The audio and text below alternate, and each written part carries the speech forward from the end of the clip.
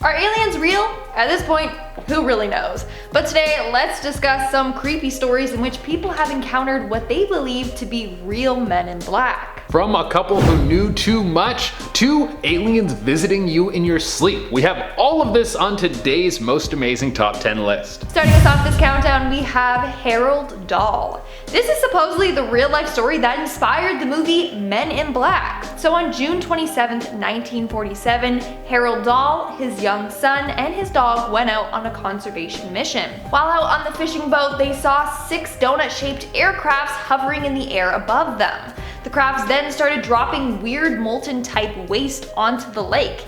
He described it as if it was raining lava or white metal. This ended up hitting his son's arm and the dog. The son was badly injured and sadly the dog didn't survive.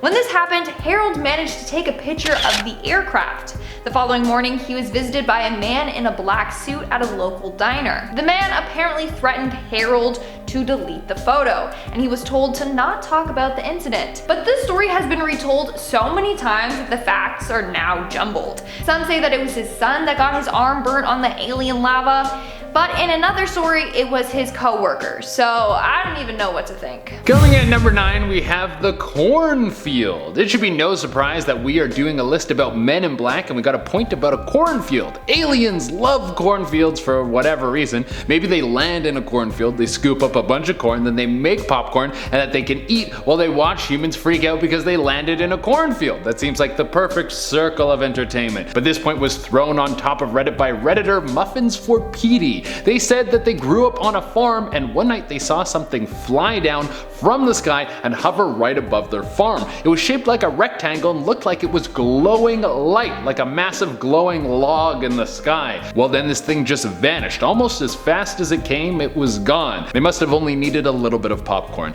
The next day there was a knock at the door. It was 2 men in black suits and they had dark glasses on. They said that they needed to inspect the farm because there was a supposed gas leak. It was very strange because mostly everything on the farm was run by solar energy. These 2 men had government identification but gave them very little information as to what they were going to do. They just told them that they needed to stay in their home or they were going to be arrested for endangering people. So they listened and then these 2 dudes poked around for a little bit and then they were off. They never said if they found anything or fixed a gas leak. The whole thing was just very suspicious. And guys, make sure you hit that like button because it really helps us out. In our 8th spot, we have Shane SOVAR. This next encounter happened fairly recently.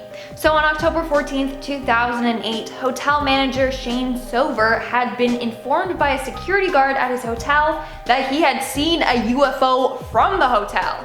2 weeks later, hotel staff were panicked when 2 strange men entered the hotel in search of Shane and the security guard. Shane, wanting to see who these men were, checked the security footage. And sure enough, 2 men in black suits wearing a hat could be seen wandering the hotel. The men didn't have any hair and looked fairly strange. Yeah, I'm thinking they were like aliens disguised as humans. Coming in number 7, we have the footage. If you ever get some hardcore evidence that aliens are real, you better put that stuff on a hard drive and beeline it to the border because there is no way that you're going to upload that stuff without having men in black come down on you. I grabbed this story off an alien encounter subreddit and the person writing it said they for real saw a UFO fly above them and then zoom off like a laser, and they managed to get it on video. The first thing they went to do was upload it to the internet, but all of the sudden they had no signal. This was in the middle of the night and they were all alone. And then out of nowhere, 2 men in black were standing right behind him. They had their faces covered and guns pointed at him. They demanded the phone and as soon as he gave it to them, he passed out. He woke up in the drunk tank and was apparently being belligerent, but he hadn't drank anything that night and his phone was still missing. And at number 6, we have the Spaceman photo. In 1964, Jim Templeton spent the day taking photos of his wife and daughter in a field. But when he got the photos developed, he saw something quite strange in the background of his daughter's photo. It appeared to be a spaceman right by her daughter. The only other people that had been there that day were some older ladies. Of course, people didn't believe the photo to be real, but an analyst at Kodak confirmed that the photo was real and hadn't been tampered with. Even creepier, after Jim's story made big news, he was visited by 2 government agents, 2 men in suits that referred to themselves as number 9 and 10. They then demanded to see where the photo was taken, and he was heavily questioned about that day. When Jim told them he never saw the figure in person, the men became angry and drove away.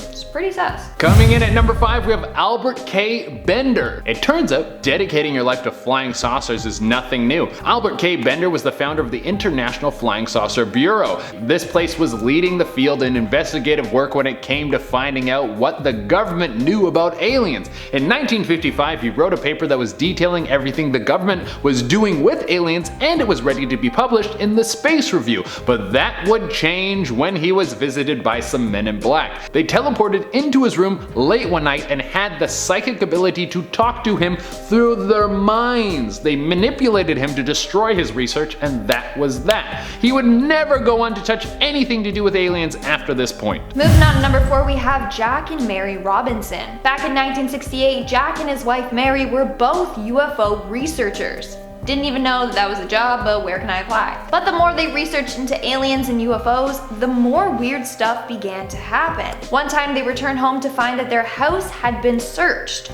All their files regarding UFOs and aliens had been tampered with. Then things started to get worse. Mary started noticing a man that would stand outside their apartment and watch them.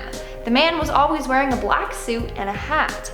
In fact, they managed to capture a photo of him. Mary had told her friend what was happening, and the friend drove over and saw the man for herself and took a photo of him. It's so freaky. Coming in number 3, we have the Night Visitors. I'm on the fence when it comes to meeting aliens. Like, of course I would want to meet aliens, but it would have to be the right setting. Like in a park or at a party or a big reveal event like they do with the latest iPhone. Steve Cook is like, now I give you the alien. But the way this next story goes wouldn't be my ideal circumstance. Reddit user Chop Stew told a story of an alien encounter that brought a man in black into his life. It all happened super fast. He woke up in the middle of the night and there were 5 tall gray beings standing around his bed. He was in a haze, then he started to panic, but before he could even speak, he was back asleep. He woke up the next morning feeling a little bit rattled. Whatever he saw last night seemed so real, but it couldn't have been. It must have been a strange dream. The next day at work, he was called into HR, but there was a new person working. This lady had just come in for the day from head office. She wanted to just talk about his personal life. They chatted for a bit, and then she asked him about his dreams. He could feel the hair on the back of his neck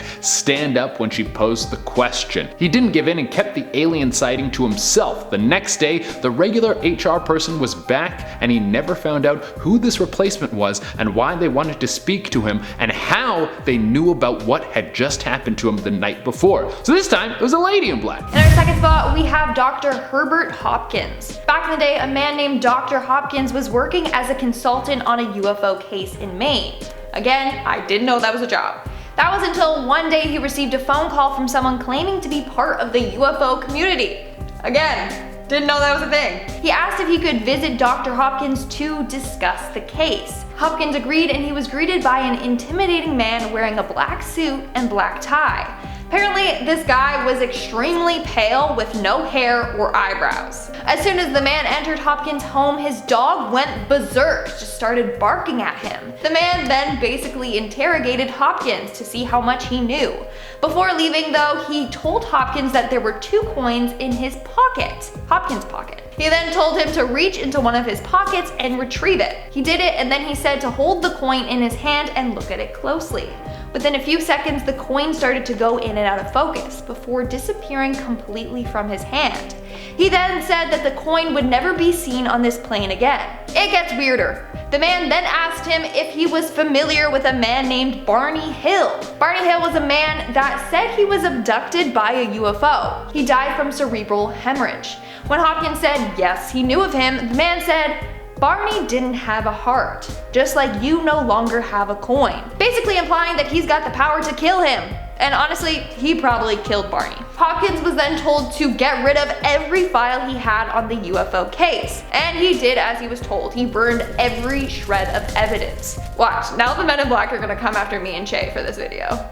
Just saying. Again, coming to the number 1 spot, we have a message from the future. Now, who knows if this is true? It's fun to believe stories like the one I'm about to tell you because it makes life a little bit more interesting. But a story I snagged online spoke of someone who started to receive messages on their phone. They were from an unknown number, but they had details about things that seemed to be random. The messages would be like, a man in a plaid shirt will buy a coffee with 2 creams and 2 sugars next to you and forget his wallet. Like, okay, but what does that mean? But then these events started happening. It was like these texts were coming from the future. So he started to respond to them, but the person would never communicate outside of these messages that were hints from the future. But why was this coming to our random writer? Well, we never found out because one day a black van pulled up next to him and 4 men in black suits jumped out and told him that he was under arrest. They put him in the van and then took him to a police station. They searched him, took his phone, he was detained for a few hours and then released and was given everything except for his phone. They said it got lost and they would send it to him when they found it, but he never got his phone back, and from there the messages just stopped. Alright guys, that has been our list. Thank you all so much for tuning in. I hope you guys had a great time. I have been your host, Jade Arena. I've been your other host, Lindsay Ivan, and I'll see you when I see you. Bye.